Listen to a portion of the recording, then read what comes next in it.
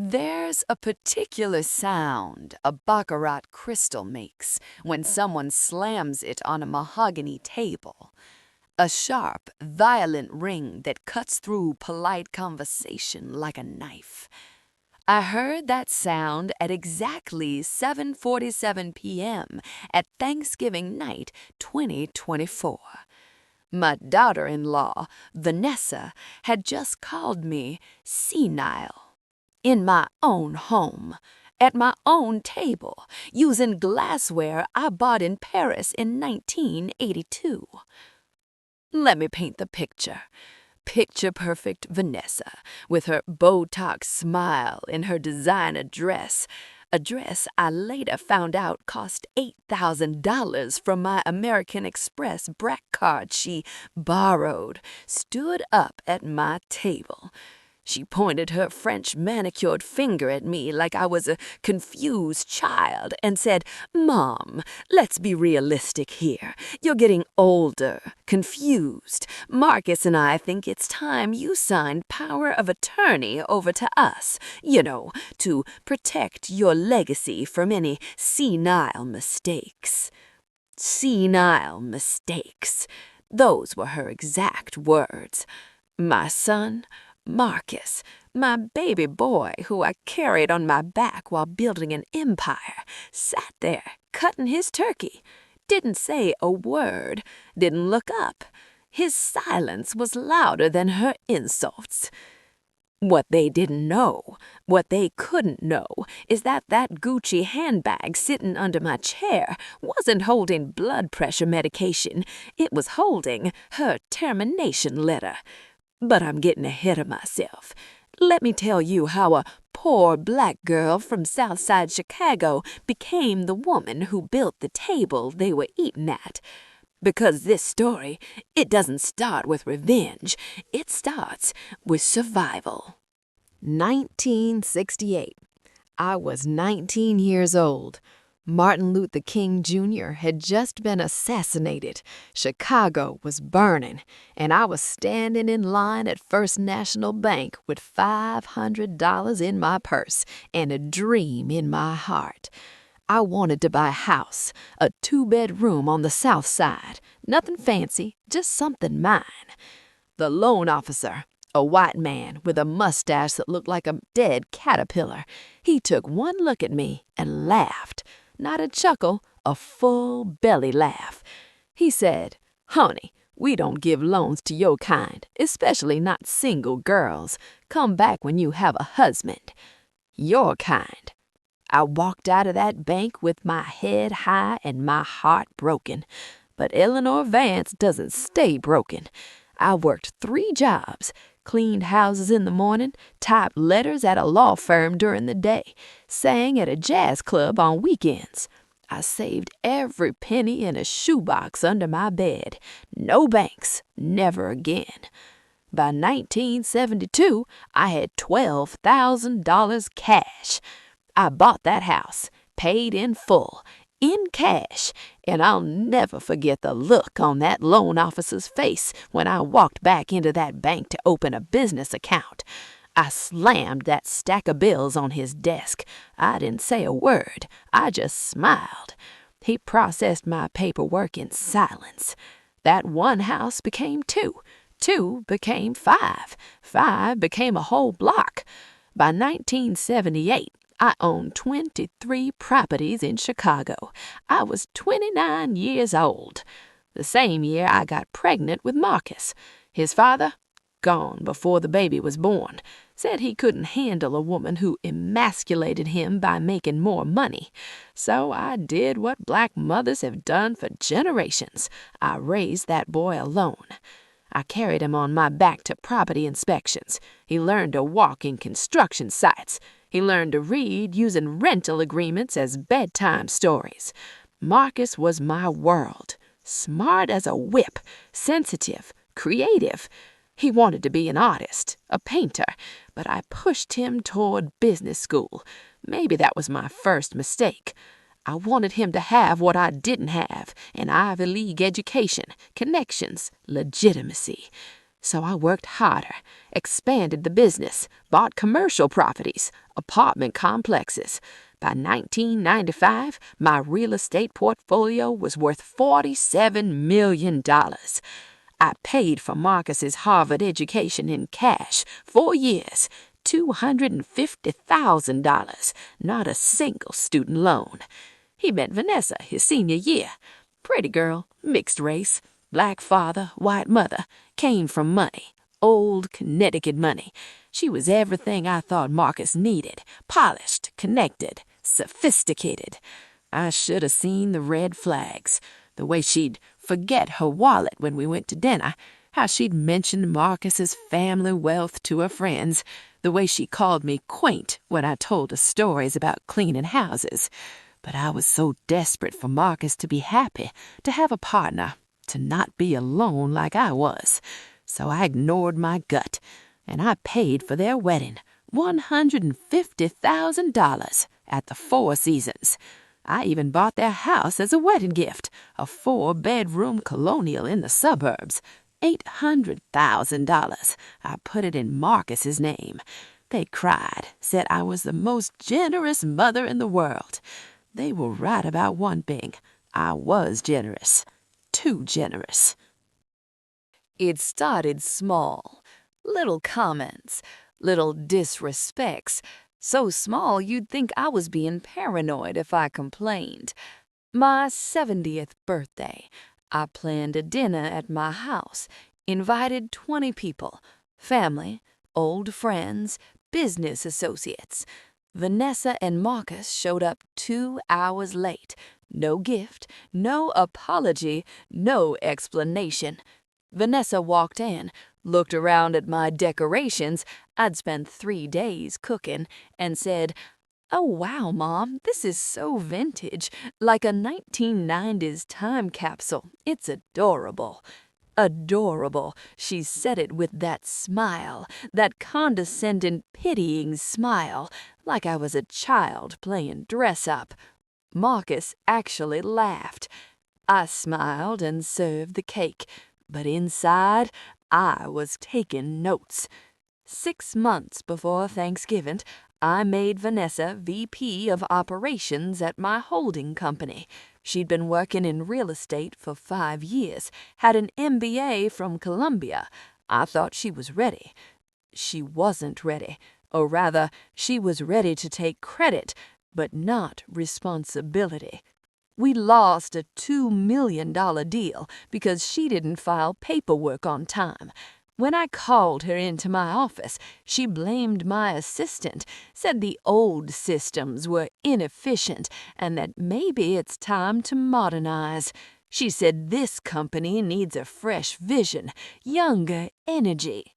Younger energy, code for "you're too old to run this company." I was 72. I'd just closed a $15 million acquisition the month before. But sure, I needed younger energy. It was a Sunday. We went to church, something we'd done together every week for 10 years. I dozed off during the sermon, just for a minute. The pastor was talking about forgiveness, and I'd been up since 4 a.m. reviewing contracts. When I woke up, Vanessa was whispering to Marcus. I caught the tail end. "She's doing this more and more. We need to talk to her doctor, maybe get her evaluated." Evaluated? Like I was livestock. I said nothing, just straightened my hat and sang the closing hymn louder than anyone else. But I felt it, that shift. They weren't looking at me as Mom anymore. They were looking at me as a problem to be solved. Marcus called me in October, said he wanted to discuss my estate planning. We met at a coffee shop. He brought papers. He said, "Mom, Vanessa and I have been talking. We think you should consider making me executor of your will, and maybe signing power of attorney over to me just in case." Just in case? I asked him, "What do you think is going to happen to me, Marcus?" He couldn't look me in the eye. He said, You're getting older, Mom. We just want to make sure everything's protected, that no one takes advantage of you. Takes advantage of me. That's when I knew. My son, the boy I sacrificed everything for, thought I was weak. He thought I was a mark. Or worse, he'd been convinced I was. I told him I'd think about it, and I did. I thought about it every single day for the next month. I hired a private investigator. Oh, have it from my real estate days. Always verify before you trust. What I found out made my blood boil.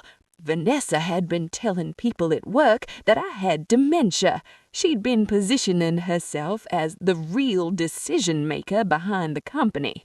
She'd tried to access my personal banking accounts twice, claiming she needed to help me with my finances.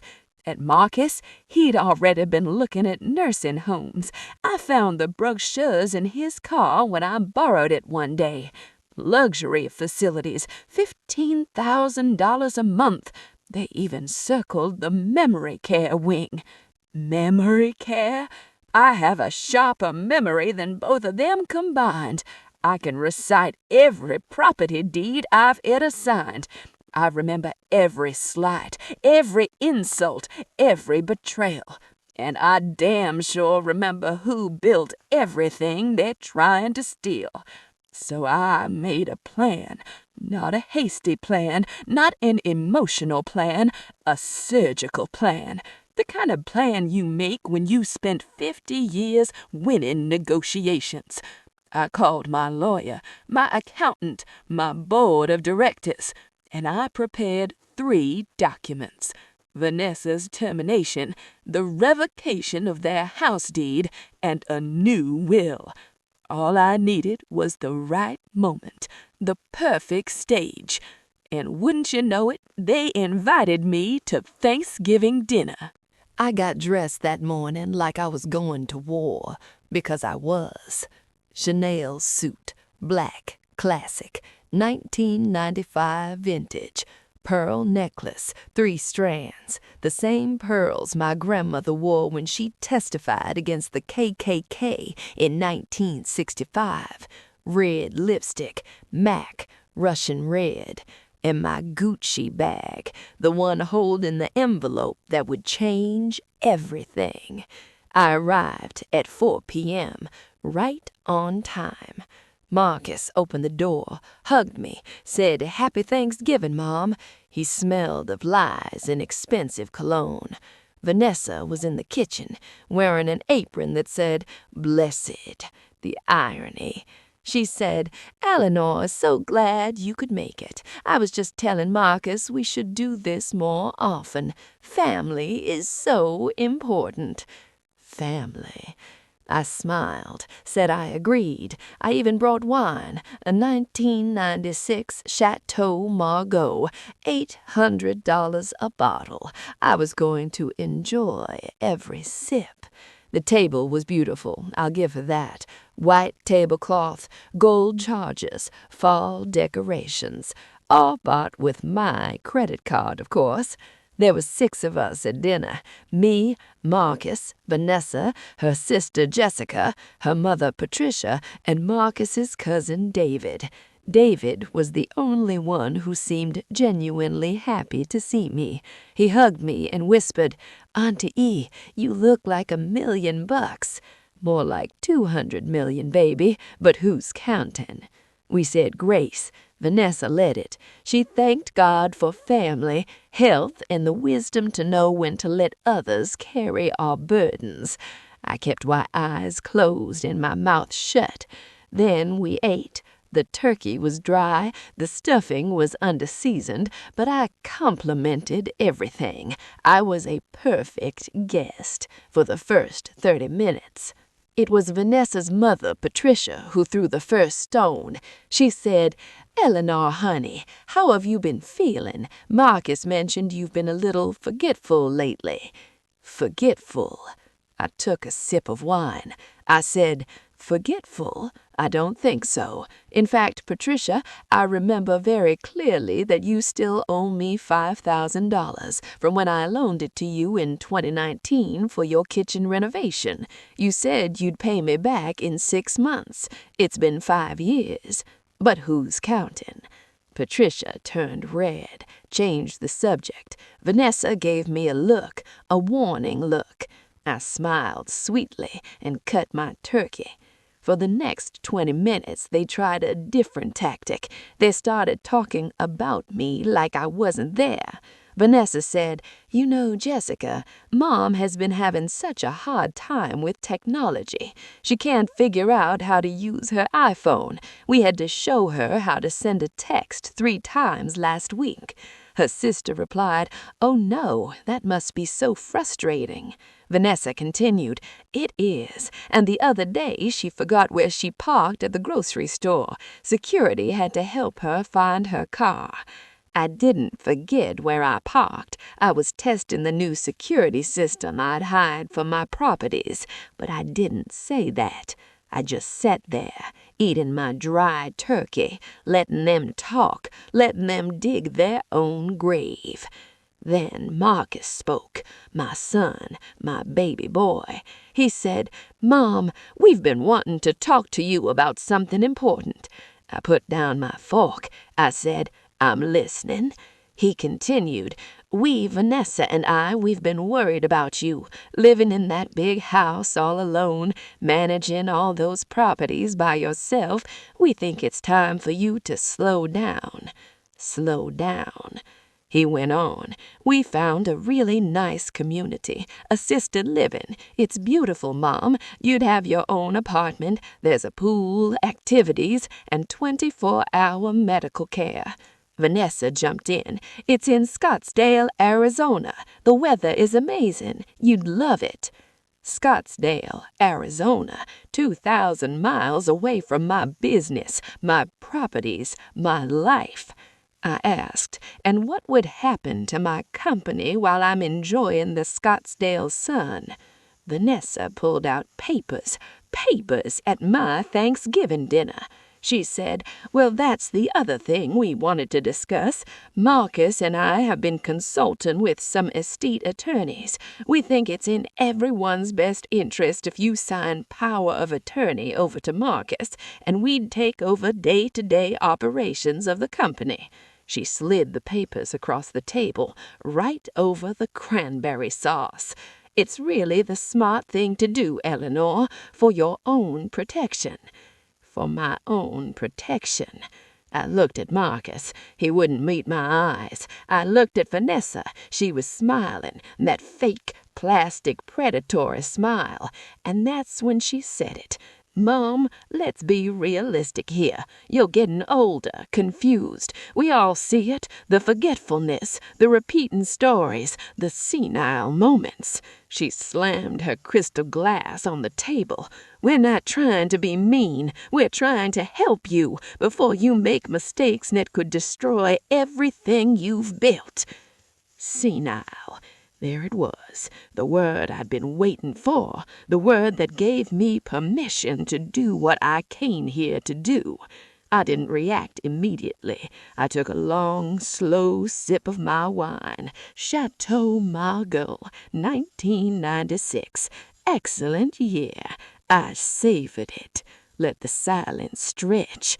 Everyone was watching me, waiting for me to cry, to argue, to sign their papers like a little old lady. Instead, I reached down, picked up my Gucci bag, and pulled out my own envelope. I said, "Before we discuss my mental fitness, Vanessa, let's discuss your professional performance." I slid it to her. Her hand shook when she opened it. I watched her face, watched the color drain, watched her mouth open and close like a fish. She stammered, What is this?" Your termination letter, effective immediately.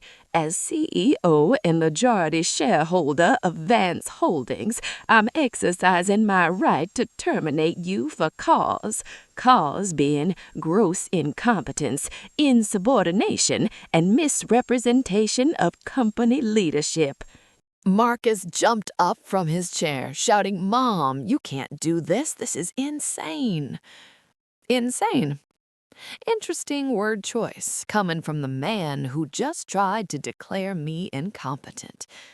I turned to him, slowly, with that look, the look that used to make him apologize before he even finished his tantrum. "Sit down, Marcus," he said. I wasn't done, not even close. I pulled out a second envelope. This one was thicker. "This is a detailed report from the private investigator I hired 6 weeks ago. Would you like me to read the highlights?" Nobody responded. I'll take that as a yes. "Vanessa, on October 3rd, you accessed my personal banking accounts using passwords you stole from my home office. On October 10th, you told the board of directors I was losing my faculties and suggested they should start reporting to you.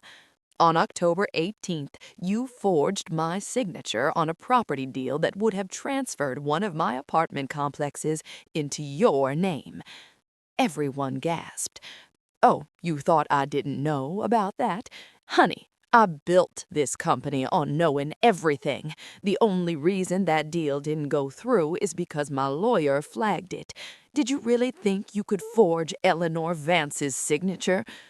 Vanessa started screaming, hysterical. "This is bullshit. You're a bitter old woman who can't stand that your son has a life, that he has a wife. You've always hated me." "I didn't hate you, Vanessa. I paid for your wedding. I bought you a house. I gave you a 6-figure job you weren't qualified for. I treated you like a daughter." I paused, feeling the emotion rise. "But you treated me like an ATM machine with an expiration date. And now I'm treating you like the employee you were." I pulled out a third envelope. This one was for Marcus. "The house you're living in, the $800,000 colonial I brought you as a wedding gift, it was never legally transferred to your name.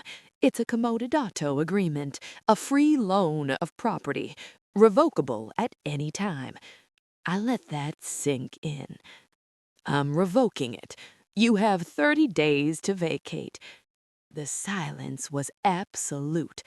Marcus broke down, crying, "Mom, please, please don't do this. Where are we supposed to go?" "I don't know, Marcus. Maybe that lovely assisted living facility in Scottsdale has a couple suite. You seem to think it was good enough for me." He tried to defend himself. "We were trying to help you, Mom. We were worried. You're 72 years old, Mom. You can't run a company forever." "Can't I? Berkshire Hathaway, Warren Buffett, 93 years old, Fidelity Investments, Abigail Johnson, 61. But you're right. I'm a 72-year-old black woman. We're supposed to be satisfied with surviving, not thriving." I could feel my fury rising. "I built this empire with my bare hands while you were in diapers. I worked 3 jobs so you could go to Harvard. I sacrificed everything so you didn't have to struggle like I did." My voice broke. "And you repay me by trying to put me in a home?" I had to pause, collect myself. You know what hurt most? It wasn't the stolen passwords. It wasn't the forged signature. It wasn't even the nursing home brochures. I looked at my son. It was you, Marcus. It was knowing that my own son, the boy I carried on my back, looked at me and saw a burden, not a mother, not a CEO, not a human being, just a problem to be solved. Tears came to my eyes. And that broke something in me that no amount of money can fix. Vanessa was still trying to fight. She screamed, "You can't do this. I'll sue you. I'll take everything." I laughed, actually laughed. Sue me with what money, sweetheart? You're unemployed, and in about 29 days you'll be homeless, too. I stood up from the table, picked up my Gucci bag, straightened my pearls. I want you both out of this house tonight. Don't take anything that isn't yours. I'll have the locks changed by morning. Marcus was sobbing now. Mom, please, I'm sorry. I'm so sorry. We made a mistake. Please don't do this. I looked at him, really looked at him, and for a moment I almost broke, almost forgave him, almost took it all back. But then I remembered. I remembered the brochures, the whispers, the word senile. You're not sorry you did it, Marcus. You're sorry you got caught. There's a difference. I walked to the door, turned back one last time. Oh, and one more thing. That new will I mentioned, the one I had drawn up, you're still in it. I left you $50,000. That's what you came into this world with, nothing. And that's enough to give you a start, just like I had. I opened the door. Everything else goes to a scholarship fund for black girls from the South Side who want to go to business school, girls who'll appreciate the opportunity, girls who won't call their benefactor senile.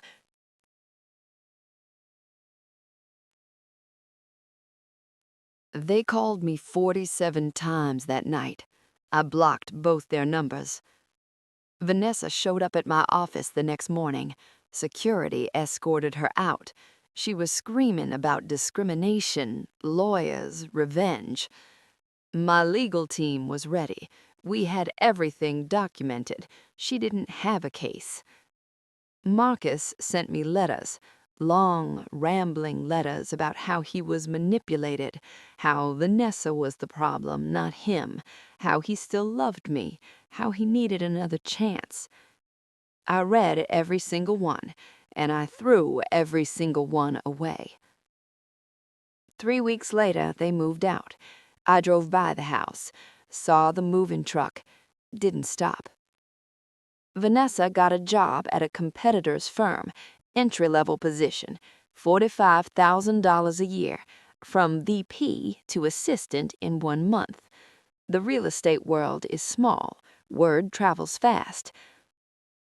Marcus moved in with David, his cousin, the one who called me Auntie E and meant it. I found out later that David told Marcus the truth, that he'd been a fool, that he'd destroyed the most important relationship in his life for a woman who only wanted his last name and his mother's money. David called me one day, asked if he could stop by for coffee. I said yes. He came over. We sat in my kitchen, the same kitchen where I used to make Marcus breakfast before school, where I taught him to crack eggs and flip pancakes. David said, "Auntie E, I'm not here to make excuses for Marcus. What he did was unforgivable." I nodded, sipped my coffee. He continued, "But I am here to tell you that he's broken, completely broken. He cries every night. He knows he lost the only person who ever truly loved him unconditionally." I felt something twist in my chest, but I kept my face neutral. "That's not my problem anymore, David." I know it's not, but I also know you, and I know you're hurting too." Damn, he was right. I was hurtin', every single day. I'd wake up and reach for my phone to call Marcus, to share some news, to ask his opinion, and then I'd remember, and the pain would hit me all over again. What do you want me to do, David? Take him back? Pretend it never happened? No. I want you to know that you have options, that forgiveness doesn't mean forgetting, that you're allowed to set boundaries while still loving your son. I didn't respond, couldn't respond. David left, but his words stayed with me. 6 months passed. My company thrived. I promoted a brilliant young woman named Keisha to VP of Operations. She was 34, black, from Brooklyn, raised by a single mother, worked her way through City College. She reminded me of myself. On her first day, I called her into my office, told her the story. Not all of it, but enough. I said, "Keisha, I'm giving you an opportunity that someone once used against me. Don't make me regret it." She looked me dead in the eye and said, "Ms. Vance, the only thing you'll regret is not promoting me sooner." I liked her immediately. Within 3 months, she'd increased our portfolio value by 12%. Within 6 months, she'd brought in 4 new major clients. The board loved her. The staff loved her. I loved her. She was everything Vanessa wasn't: humble, hard-working, honest. One day, she asked me, "Miss Vance, can I ask you something personal?" "Go ahead." "Do you ever miss him, your son?" I was quiet for a long time. "Every single day." She nodded. "My mom cut off my brother 5 years ago. He stole from her, lied to her, treated her terribly. She hasn't spoken to him since." "Does she regret it?" "She says no, but I see her on his birthday. I see her on holidays. She pretends she's fine, but she's not." I looked at Keisha. "What's your point?" "My point is that being right doesn't always make you happy. Sometimes the high road is lonely." Marcus's birthday was coming up, December 15th. He'd be 48. I found myself thinking about it more and more, remembering his childhood birthdays, the cakes I'd bake, the parties I'd throw, how his face would light up when he opened presents. He was such a joyful child, so full of love and laughter. What happened? When did he become someone who'd betray his own mother? I sat in my study, the same study where I'd built my empire, where I'd made a million decisions, where I'd always known exactly what to do. But now I was lost. I pulled out my phone, unblocked Marcus's number, stared at it for 20 minutes.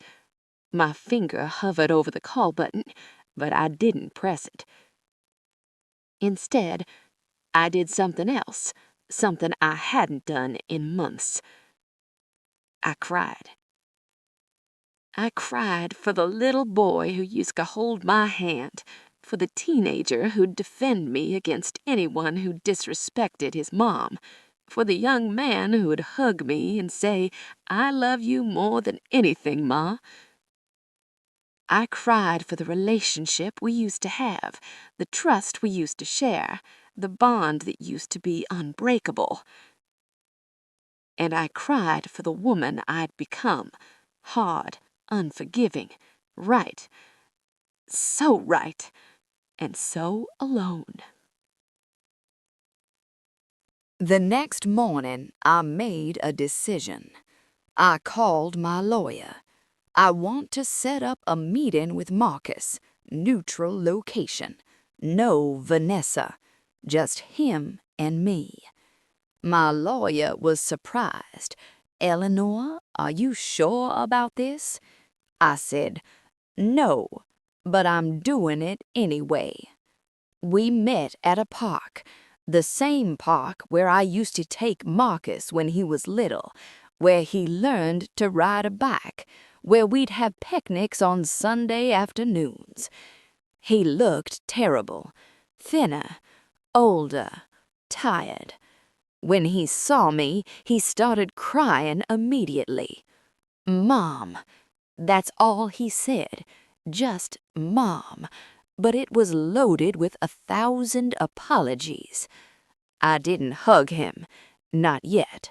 I sat down on the bench. He sat next to me, not too close, respecting my space. We sat in silence for 5 minutes, just watching the ducks in the pond. Finally, I spoke. I'm not here to reconcile, Marcus. I'm here to tell you why I did what I did. He nodded, wiping his tears.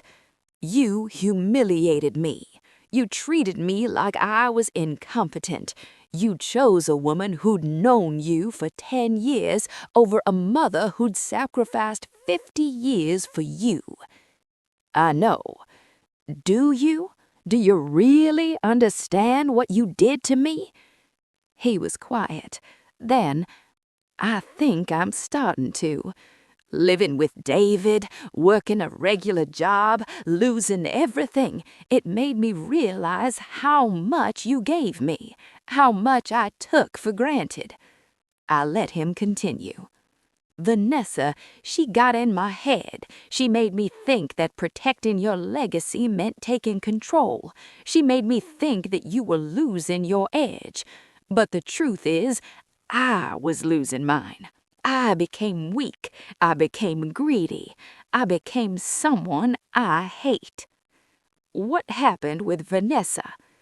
We're divorced.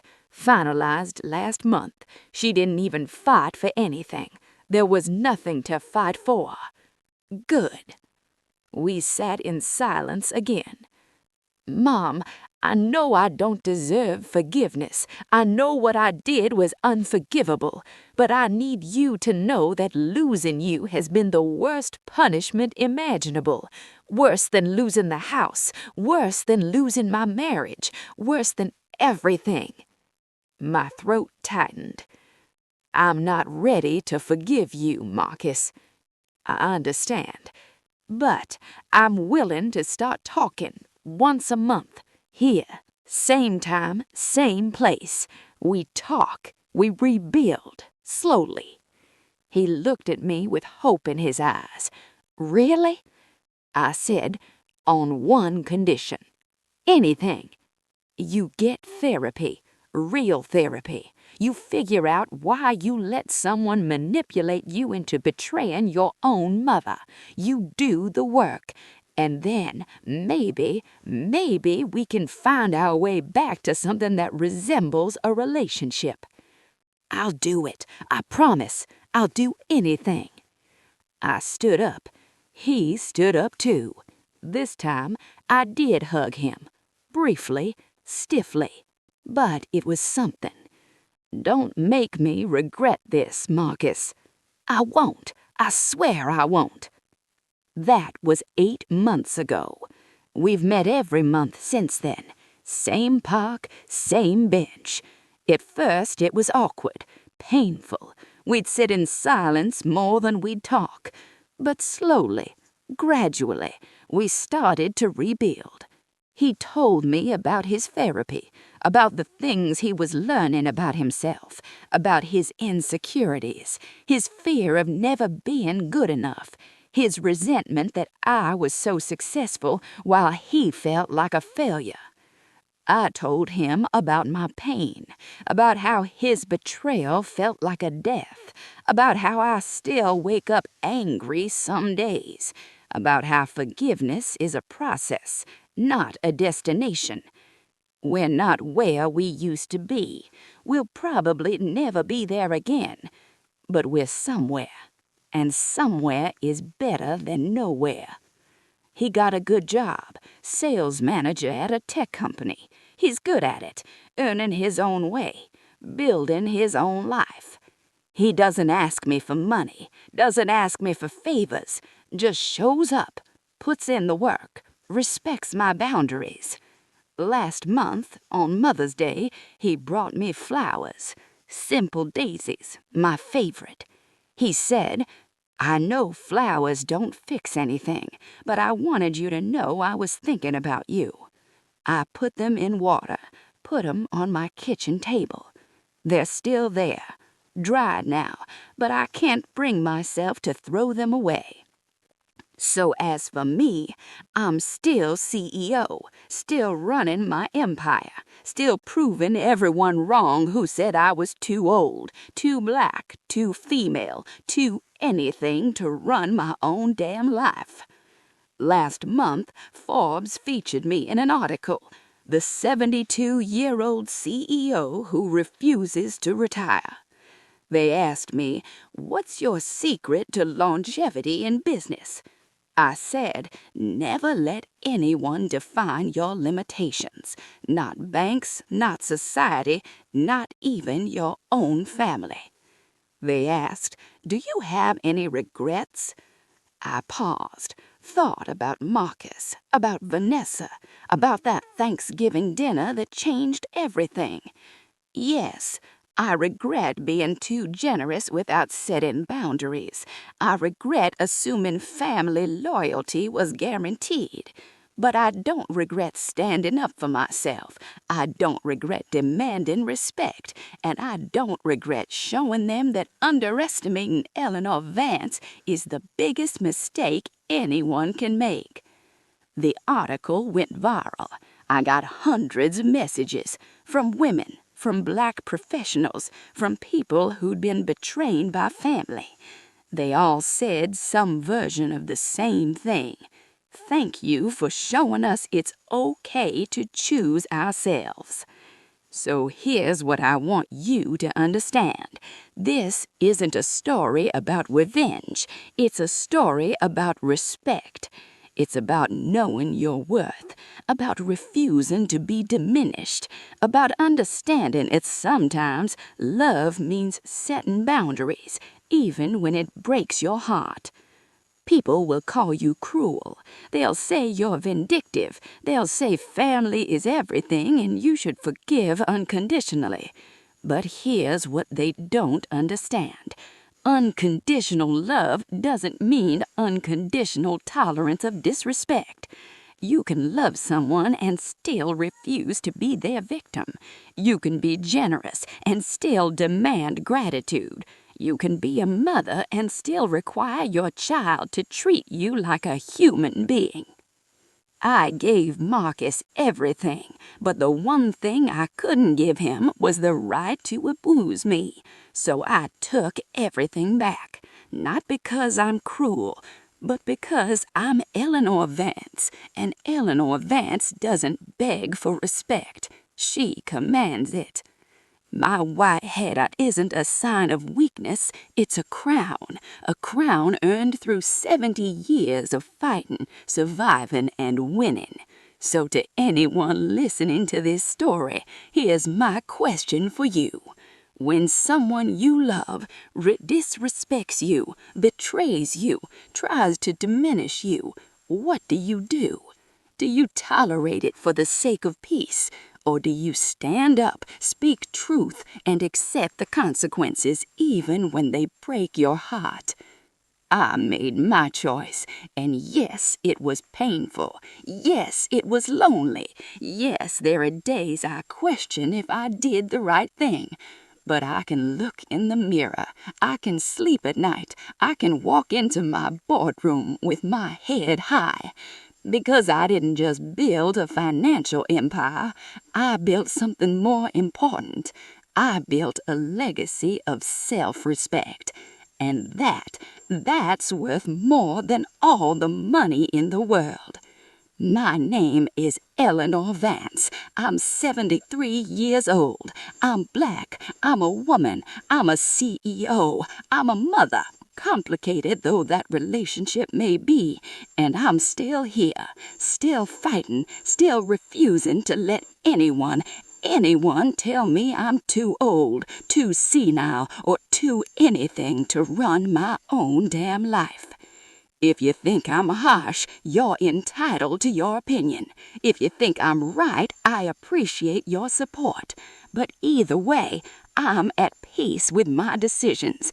Because at the end of the day, the only person who has to live with Eleanor Vance's choices is Eleanor Vance. And I'm doing just fine.